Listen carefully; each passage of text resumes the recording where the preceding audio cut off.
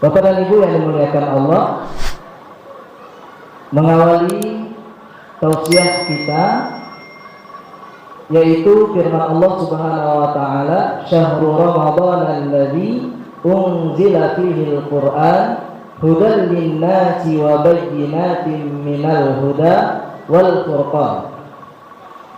Yaitu yang artinya bulan Ramadan adalah bulan yang di dalamnya diturunkan Al-Qur'an sebagai petunjuk bagi manusia dan penjelasan-penjelasan mengenai petunjuk itu dan pembeda antara yang benar dan yang batil.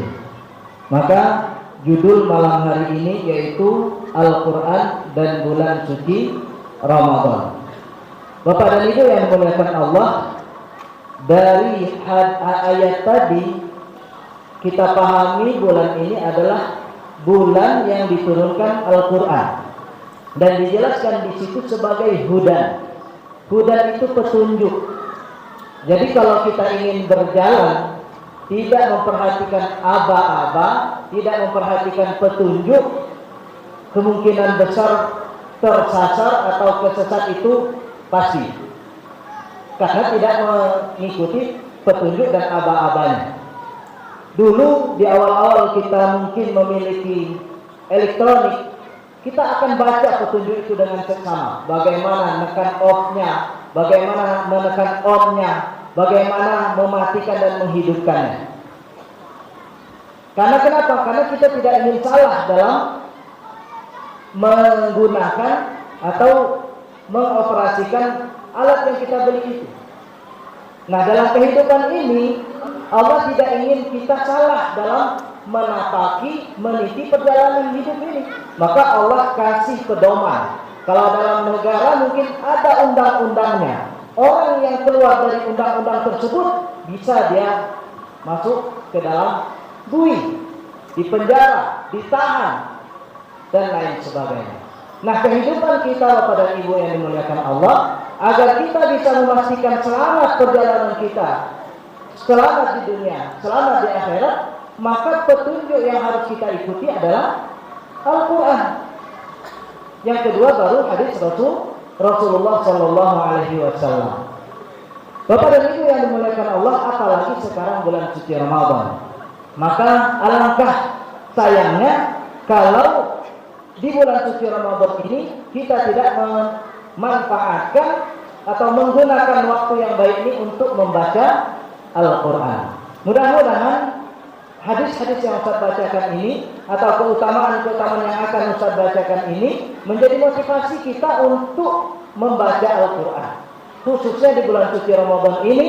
Dan kita berharap Al-Quran itu menjadi pedoman kehidupan kita, menjadi bacaan kita seterusnya sampai kita berjumpa dengan Allah Subhanahu wa taala. Yang pertama dari Anas bin Malik, qala Rasulullah sallallahu alaihi wasallam, "Inna lillahi ahlina minan nas." Qalu ya Rasulullah, "Man hum?" Qala hum ahlul Qur'an, ahlullahi wa khassatuh. Dari Anas, beliau berkata, Rasulullah sallallahu alaihi wasallam bersabda, sesungguhnya Allah mempunyai banyak keluarga di muka bumi ini. Lantas para sahabat bertanya, siapa keluarga Allah? Mana mereka? Ada nggak di Masjid Agung ini keluarga Allah? Sahabat bertanya. Maka Rasulullah jelaskan, hum ahlul Qur'an. Mereka itu adalah orang-orang yang keluarga Al-Quran, cinta dengan Al-Quran, membaca Al-Quran, berinteraksi dengan Al-Quran, menyupport, mendukung program-program Al-Quran. Dan kata Rasulullah, ahlullahi wa khassatuh. Orang-orang yang berinteraksi dengan Al-Quran ini, orang yang membacanya, orang yang mentadabburinya, memahaminya, mengamalkannya, mereka itu adalah orang-orang yang termasuk pilihan Allah. Jadi mereka adalah keluarga Allah dan orang-orang pilihan Allah. Kita akan senang kalau kita dipilih menjadi keluarga orang yang hebat di muka bumi ini. Kita menjadi orang yang terpenting di hadapannya, menjadi tangan kanannya istilahnya, menjadi menterinya. Bagaimana kalau seandainya kita menjadi keluarga Allah dan orang-orang pilihan Allah? Mudah-mudahan orang-orang yang sholat di Masjid Agung malam ini menjadi orang-orang yang dicintai Allah dan orang-orang yang dipilih oleh Allah sebagai orang-orang khususnya. Senada dengan ini, sahabat Utsman radhiyallahu anhu mengatakan, "Lau anna qulubana tahurat ma sami'na min kalami rabbina wa inni la akrahu an ya'tiya alayya yawmun la anzuru fil mushaf." Kata sahabat Utsman, seandainya hati kita ini bersih, hati kita ini suci, maka pasti kita tidak akan kenyang dari berinteraksi dengan kalam Allah Subhanahu wa taala. Dan kata beliau, aku benci, aku tidak suka kalau lewat satu hari aku tidak memandang, tidak berinteraksi dengan Al-Quran. Maka para jamaah yang dimuliakan Allah, Bapak dan Ibu, hadirin yang Ustaz banggakan, bagaimana kita dengan Al-Quran? Seharusnya kalau kita bahkan disebutkan, sebenarnya disinilah bukti kecintaan kita kepada Allah. Orang yang mencintai Allah pasti dia akan senang berlama-lama dengan firman-Nya. Ibaratnya kalau kita sedang menjalin kasih, orang yang saling mengasihi, pasti dia akan senang dengan surat-surat yang dikirimkan oleh kekasihnya.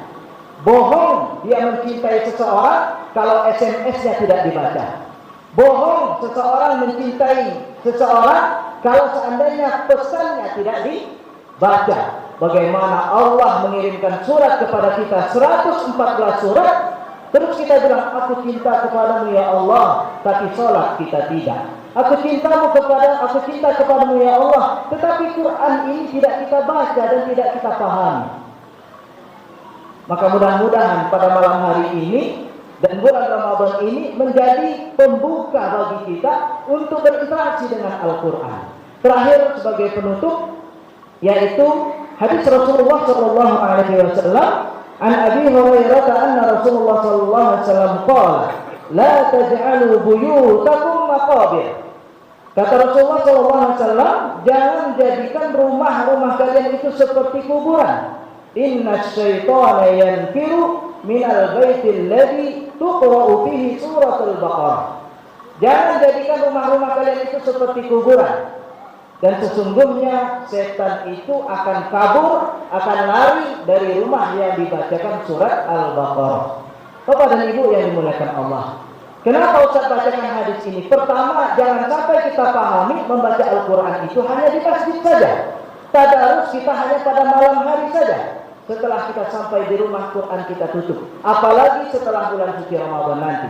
Maka hakikatnya Al-Quran itu di rumah kita baca, di masjid juga kita baca, karena dia adalah pedoman dalam kehidupan kita.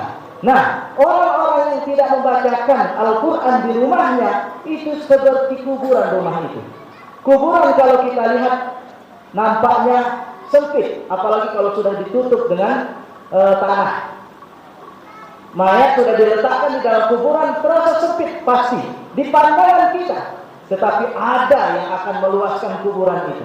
Ada yang akan membuat kuburan itu lapang, yaitu dengan amalan-amalan soleh kita, dan di antara amalan itu adalah bacaan-bacaan Al-Quran kita. Sebaliknya kehidupan di dunia, rumahnya mungkin megah, mungkin mewah, mungkin lebar, luas, tetapi kadang-kadang rumah itu sempit, rumah itu gelap rasanya. Karena kenapa? Karena tidak dibacakan Al-Quran. Maka Bapak dan Ibu yang dimuliakan Allah, agar rumah kita berkah, agar rumah kita bercahaya, mau kecil atau besar ukuran rumah kita, tetapi kalau kita bacakan Al-Quran di dalamnya, insya Allah para setan kabur, kemudian rumah kita insya Allah dipenuhi berkah dan dilapangkan oleh Allah Subhanahu wa Ta'ala. Demikianlah, mudah-mudahan bermanfaat. Assalamualaikum warahmatullahi wabarakatuh.